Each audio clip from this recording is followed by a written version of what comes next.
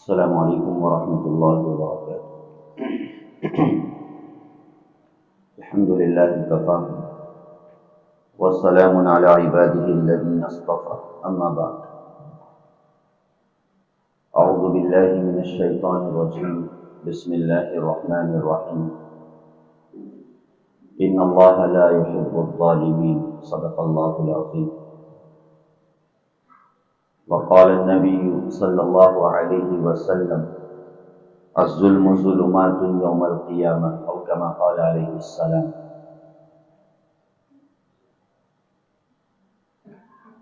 اللہ تعالیٰ کی جو مختلف صفات ہیں، ان صفات میں اللہ تعالیٰ کی سب سے عظیم الشان صفت رحیمیت ہے۔ اللہ تعالیٰ نے اپنے تعلق سے ذکر فرمایا الرحمن الرحیم، کہ وہ رحمان ہے، وہ رحیم ہے، اس کی رحمت بڑی وسیع ہے۔ وَرَحْمَتِي وَسِعَتْ كُلَّ شَيْءٍ، ہر چیز کو میری رحمت گھیرے ہوئے ہے۔ اسی لیے اللہ تعالیٰ خود بھی رحیم ہیں، رحمان ہیں، اور ہمیشہ صفت رحمانیت اس کے ساتھ متصف ہے۔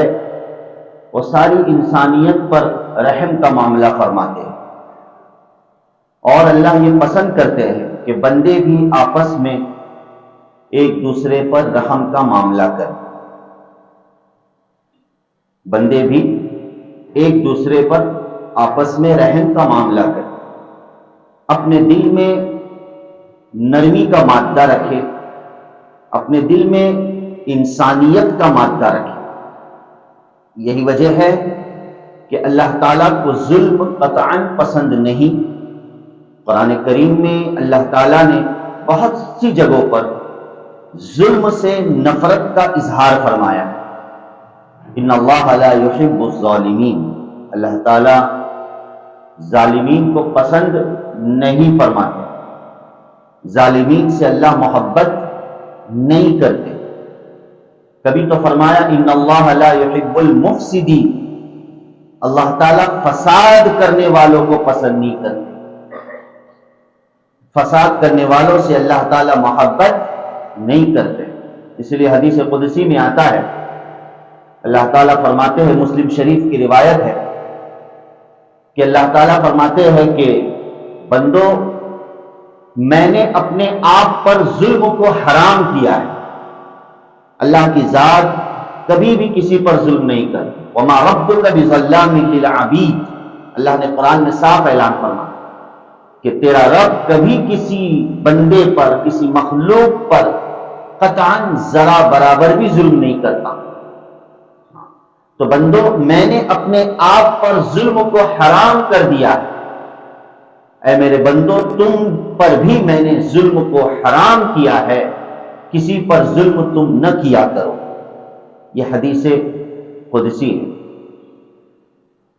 اور یہی وجہ ہے کہ شریعت اسلامیہ میں ظلم ایک گھناؤنا جرم ہے، ایک سنگین جرم ہے، اور اس کی مذمت بڑی شدت کے ساتھ احادیث میں اس کی مذمت آئی ہے۔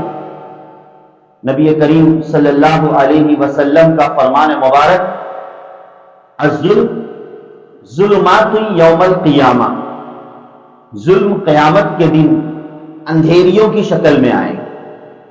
یعنی جس نے دنیا میں ظلم کیا ہے تو در حقیقت قیامت کے اندھیریوں کو اور قیامت کی تاریکیوں کو اور ظلمتوں کو سہنے کے لیے وہ تیار ہو جائے۔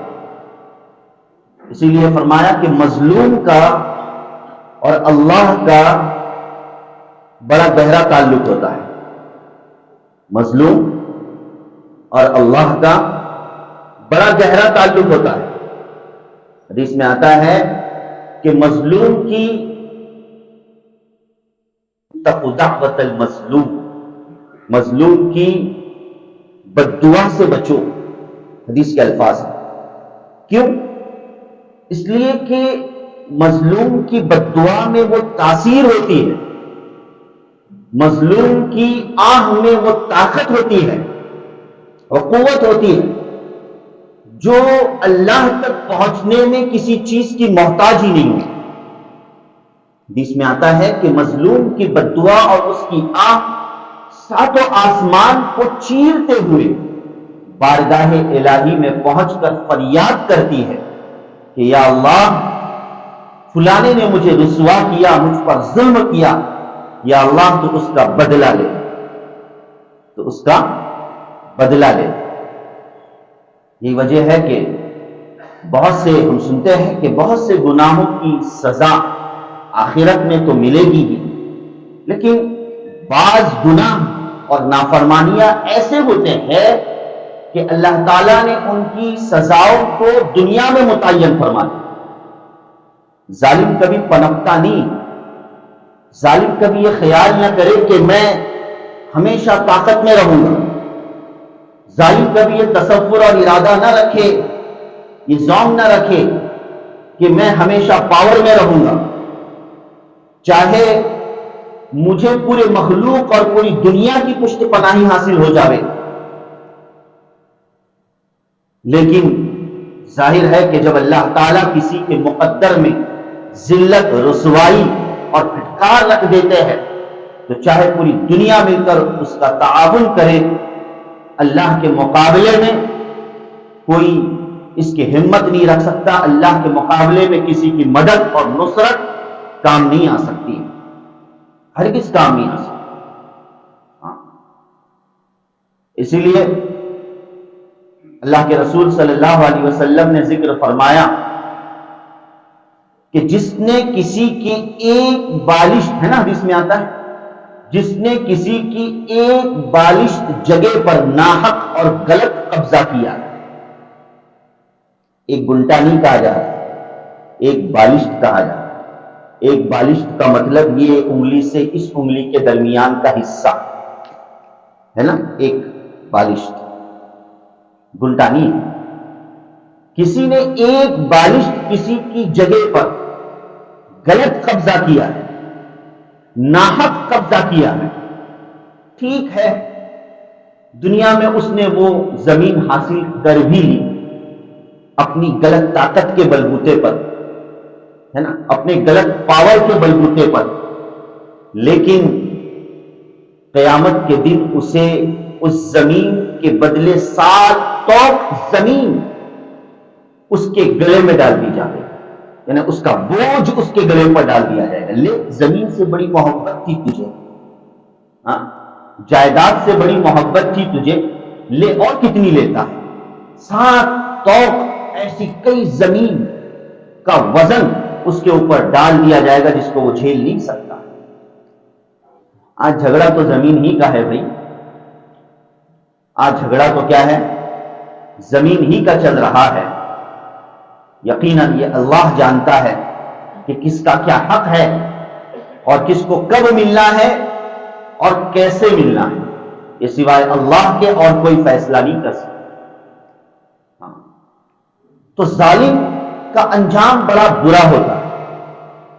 اسی لیے ایک بہترین شعر جو بارہا ہم سنتے ہیں، جب ظلم حد سے بڑھتا ہے قدرت کو جلال آ جاتا ہے۔ جب ظلم حد سے بڑھتا ہے قدرت کو جلال آ جاتا ہے۔ فرعون کا سر جب اٹھتا ہے موسیٰ کوئی پیدا ہوتا ہے۔ یقیناً اللہ تعالیٰ ظلم کو باقی نہیں رکھتے، اس ظلم کے خاتمے کے لیے اللہ تعالیٰ ویسی طاقت دنیا میں پیدا فرماتے ہیں جو طاقت اس ظلم کا مقابلہ کرتا ہے، اس سے پنجہ آزمائی کرتا ہے، اس کے سامنے گھٹنے نہیں ٹیکتا، اس کے مد مقابل آ جاتا ہے، اس کا قلعہ کما کرنے کی، اس کو ختم کرنے کی جتنی اس کو طاقت میسر ہے کوشش کرتا ہے، لیکن کبھی سمجھوتا نہیں کرتا ہے، گھٹنے نہیں ٹیکتا۔ جی ہاں، اسی لیے ایسے موقع پر نبی کریم صلی اللہ علیہ وسلم کی ہمیں نصیحت ہے۔ آپ صلی اللہ علیہ وسلم نے فرمایا ظلم کے باب میں اور ظلم کے سلسلے میں کہ انصر اخاک ظالما او مظلوما، نبی کریم صلی اللہ علیہ وسلم کا فرمان کہ اپنے بھائی کی مدد کرو اپنے بھائی کی کیا کرو؟ مدد کرو، چاہے تمہارا بھائی ظالم ہو یا مظلوم ہو۔ بھائی دو ہی ہو سکتا ہے، یا تو ظالم ہوگا یا تو مظلوم ہوگا، تو ظالم کی بھی مدد کرو، مظلوم کی بھی مدد کرو۔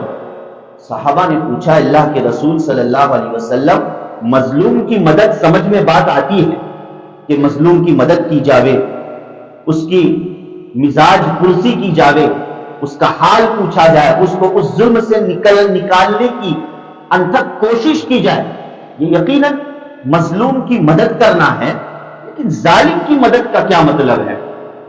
تو نبی کریم صلی اللہ علیہ وسلم نے ذکر فرمایا کہ ظالم کو ظلم سے روکنا یہ اس کی مدد ہے۔ سمجھ میں؟ ظالم کو ظلم سے روکنا یہ در حقیقت یہ ظالم کی مدد ہے، اسے سمجھائے، اسے بتلائے، اسے ڈرائے، اللہ کا ڈر اور خوف اس کے دل میں ڈالے، اس ظلم کا انجام اس کے سامنے پیش کرے، یہ ظالم کی مدد ہے، ظالم کی مدد۔ اسی لیے کیا فرمایا کہ بھئی 3 طریقے سے ظالم کی مدد کی جا سکتی ہے۔ بھئی ظلم سے بڑھ کر اور کون سا گناہ ہو سکتا ہے؟ ظلم بہت بڑا گناہ ہے۔ اسی لیے اللہ کے رسول صلی اللہ علیہ وسلم نے فرمایا من رأى منکم منکرا فلیغیرہ بیدہ، کہ ظالم کی سب سے پہلی مدد یہ ہے کہ آپ کو اگر اللہ نے طاقت دی ہے، وسعت دی ہے، مرتبہ اور مقام دیا ہے، آپ اس کا استعمال کریں اور اس ظالم کو ظلم سے روکنے والے ہوں کہ نہیں تم کر رہے یہ ٹھیک نہیں، یہ انسانیت کے خلاف بات ہے، یہ حق کے خلاف بات ہے، یہ اجتماعیت کے خلاف بات ہے، اسے روکنے کی کوشش کریں، جو طاقت ہے اس طاقت کا استعمال کریں۔ اور دوسرے نمبر پر فرمایا فباللسان، زبان سے اس کو نصیحت کرے، سمجھائے، اچھے انداز سے اس کو واعظ و نصیحت کرے، ظلم سے روکنے والا بنائے۔ اور پھر تیسری چیز ذکر فرمائی کہ اگر یہ بھی نہیں کر سکتے ہو، نہ ہاتھ سے روک سکتے ہو، نہ زبان سے روک سکتے ہو، تو پھر ایسی صورت میں فبقلبی، دل سے روکو۔ دل سے روکنے کا کیا مطلب؟ کہ دل سے تم خود برا جانو، دل سے تم کیا ہے؟ خود برا جانو۔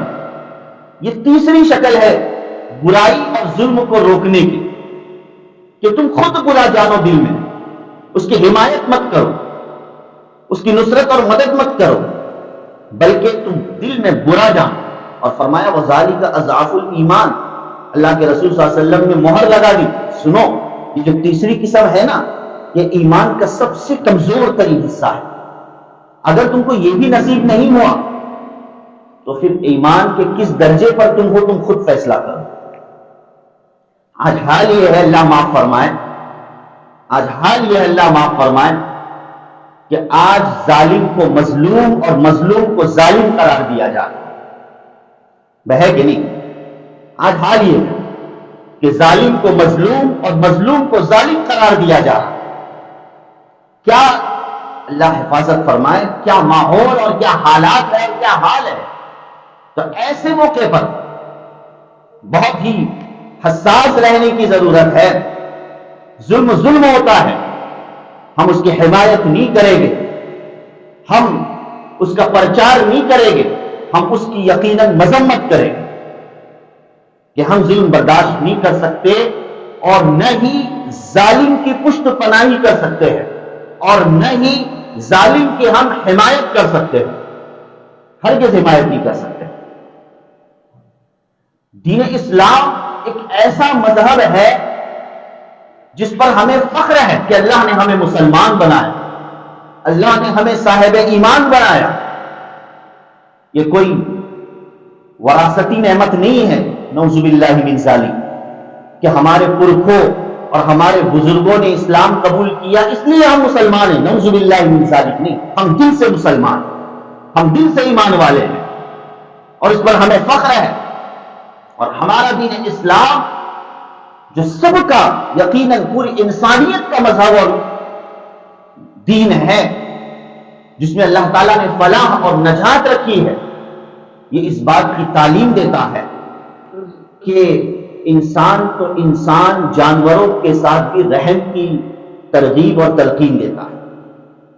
جانوروں پر رحم کرو، جانوروں کے ساتھ بھی بدتمیزی نہ کرو. وہ جو مشہور واقعہ تو موقع نہیں کہ ان چیزوں کو پیش کیا جائے. ایک جانور، ایک اونٹ اللہ کے رسول صلی اللہ علیہ وسلم کی خدمت میں حاضر ہو کر آپ صلی اللہ علیہ وسلم کا معجزہ ہے، شکایت کرتا ہے.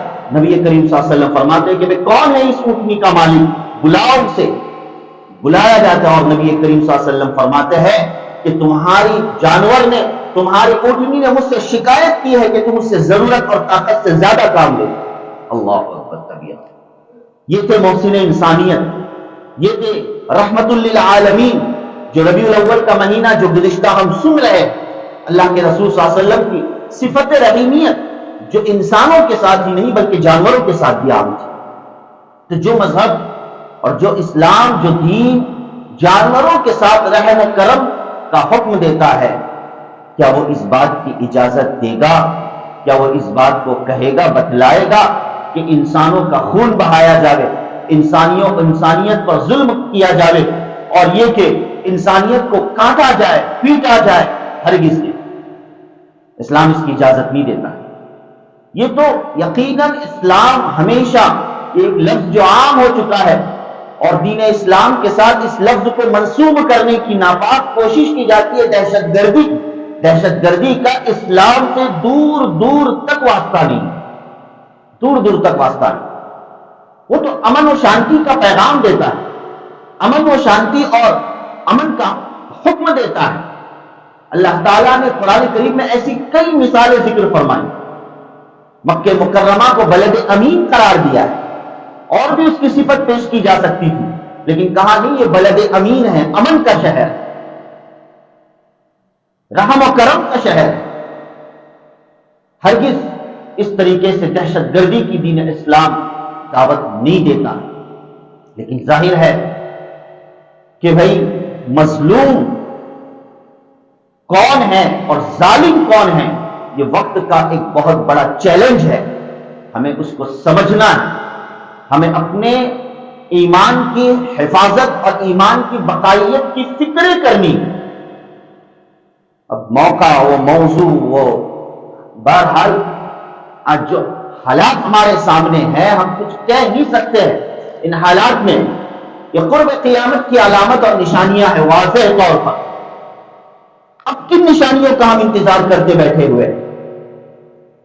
کن نشانیوں کا انتظار کرتے بیٹھے ہوئے؟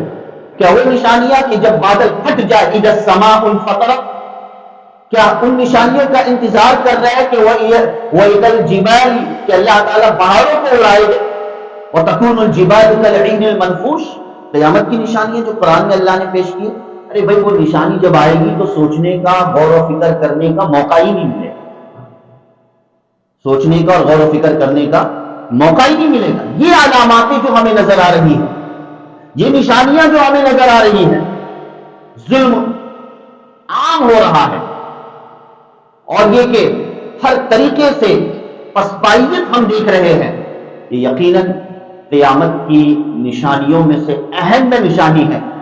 اب ضرورت اس بات کی ہے، حالات کسی مخصوص لوگوں پر آئے ہیں ایسا نہیں یاد رکھیے گا کہ بھئی مخصوص لوگوں پر حالات آئے ہیں، مخصوص لوگ اس کا مقابلہ کریں اور مخصوص لوگ اس کو جھیلیں. نہیں، نبی کریم صلی اللہ علیہ وسلم کا فرمان مبارک کہ ایک مسلمان اور ایک ایمان والے کی پہچان کیا ہے؟ کہا کہ جسد واحد ہے، جسد واحد ہے، ایک جسم ہے.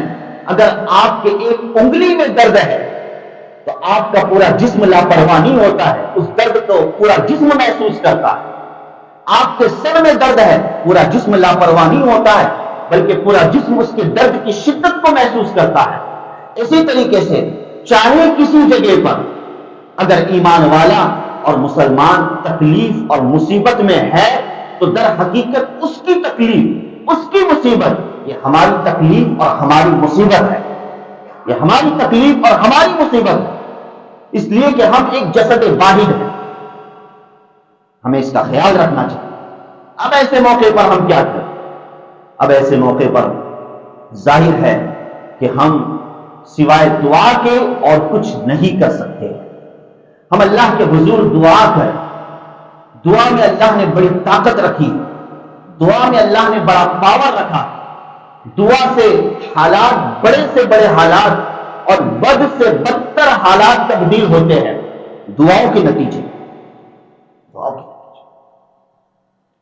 بھائی غزوہ بدر کا جو پس منظر ہے 313 اور ایک طرف 1000 بھائی ہے کہ اسلام کی سب سے پہلی جنگ ہے غزوہ بدر بنفس نفیس اللہ کے چہیتے اللہ کے لاڈلے نبی کریم صلی اللہ علیہ وسلم موجود ہے ارے موجود ہے کہ نہیں ہاں اللہ تعالیٰ تو ایسے ہی مسلمانوں کی حفاظت اور ایمان والوں کی صحابہ کرام کی حفاظت کر سکتا تھا مگر سنت نبوی ہمیں یہ بتلاتی ہے نبی کریم صلی اللہ علیہ وسلم کا طرز عمل ہمیں اس بات کی دعوت دیتا ہے اور اس بات کا ہمیں سبق دیتا ہے حدیث میں آتا ہے کہ وہ جو 313 اور 1000 کا لشکر جو سامنے آ چکا تھا ایسے موقع پر اللہ کے رسول صلی اللہ علیہ وسلم سجدے میں گر جاتے ہیں کہاں گر جاتے ہیں سجدے میں گر جاتے ہیں اللہ کے حضور رو رو کر دعا کرتے ہیں گڑ گڑاتے ہیں کہ یا اللہ اگر یہ 313 آج پسپا ہو گئے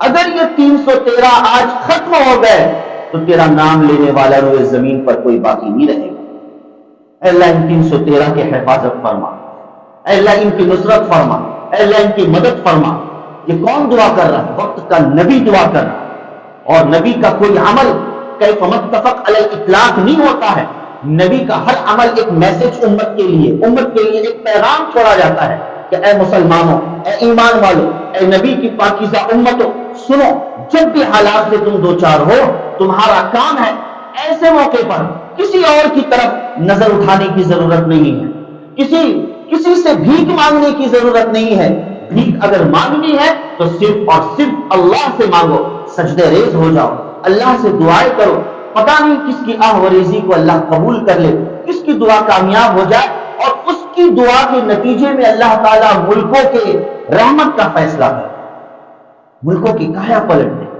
کچھ کہا نہیں جا سکتا ہے اس لیے کم سے کم ہم دعا تو کرے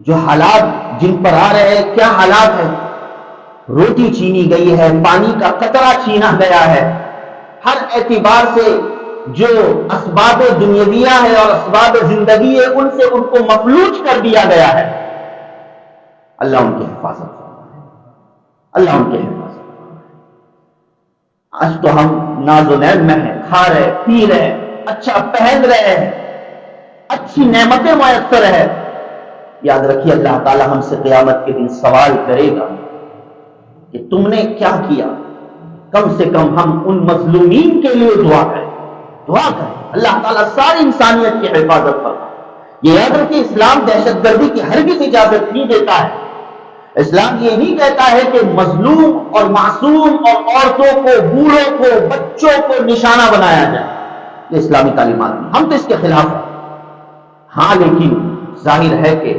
اسلام ظلم کو ہرگز پسند نہیں کرتا ہے اس لیے جہاں ظلم ہو ہم ساری انسانیت کے لیے دعا کریں ساری انسانیت کے لیے دعا کریں اور جو حالیہ جو تنازع چل رہا ہے اور حالیہ جو اختلاف چل رہا ہے ہم دعا کریں اللہ تعالیٰ اس اختلاف کو ختم فرمائے اللہ تعالیٰ اس جھگڑوں کو اور اس فساد کو جو ملکی فساد چل رہا ہے اللہ تعالیٰ اس ملکی فساد کا خاتمہ فرمائے پوری دنیا میں امن اور سلامتی کا اللہ تعالیٰ فیصلہ فرمائے ضرورت ہے اس بات اس لیے کہ جنگوں سے اور جھگڑوں سے اور قتل و قتال سے اور بمباریوں سے کوئی فیصلہ نہیں نکلتا ہے کوئی فیصلہ نہیں نکلتا ایسے موقع پر تو بیچارے معصوم ہی پستے ہیں ایسے موقع پر تو بیچارے معصوم ہی پستے ہیں جن کی کیا خطا جن کا کیا گناہ جو گھر بیٹھے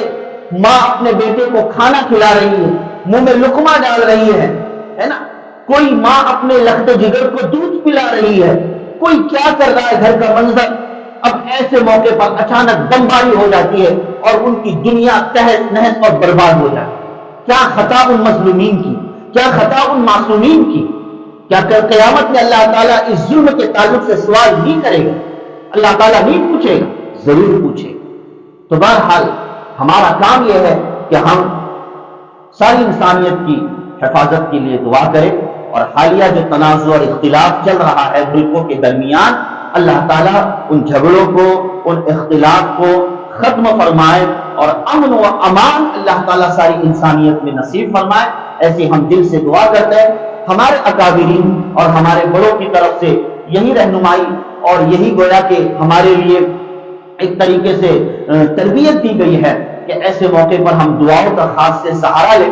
اسی لیے بالخصوص آج کے دن میں ہمیں دعاؤں کا اہتمام، آج ہی نہیں بلکہ ہمیشہ ہم دعاؤں کا اہتمام کریں، اجتماعی انفرادی طور پہ حالات کی درستگی کے لیے اللہ تعالیٰ سے ہم دعا کریں، اور بالخصوص قنوت نازلہ کا اہتمام کریں۔ قنوت نازلہ کا مطلب یہ ہوتا ہے، نبی کریم صلی اللہ علیہ وسلم کی سنت میں رہا ہے، یہ بات ثابت ہوتی ہے کہ جب کوئی حالات اور مصیبت آتی ہے تو اللہ کے رسول صلی اللہ علیہ وسلم بحالت نماز دعاؤں کا اہتمام کرتے تھے، جس کو قنوت نازلہ کہا جاتا ہے۔ اللہ کے فضل و کرم سے مسلک شافعیہ کے اعتبار سے تو روزانہ فجر کی نماز میں دعائے قنوت پڑھی ہی جاتی ہے، تو اس دعائے قنوت کے ساتھ مزید دعاؤں کا اضافہ کیا جائے، اور اس کے علاوہ دیگر جو نمازیں ہیں خصوصاً جہری نمازیں، ان نمازوں میں بھی ہم قنوت نازلہ کا اہتمام آخری رکعت میں رکوع کے بعد کر سکتے ہیں۔ لہذا آج جمعے کا موقع ہے، اس مناسبت سے ایک کثیر مجمع ہے، تو انشاءاللہ آج مختصر طور پہ، زیادہ لمبی نہیں انشاءاللہ، مختصر طور پر ہم جمعہ کی نماز میں بھی دوسری رکعت میں رکوع کے بعد قنوت نازلہ کا اہتمام کریں گے، اور اس کے بعد مختصر سے انشاءاللہ دعا کریں گے۔ اللہ تعالی ہم تمام کی دعا کو ساری انسانیت کے حق میں اللہ پاک قبول فرمائے، آمین یا رب العالمین، وآخر دعوانا ان الحمدللہ رب العالمین۔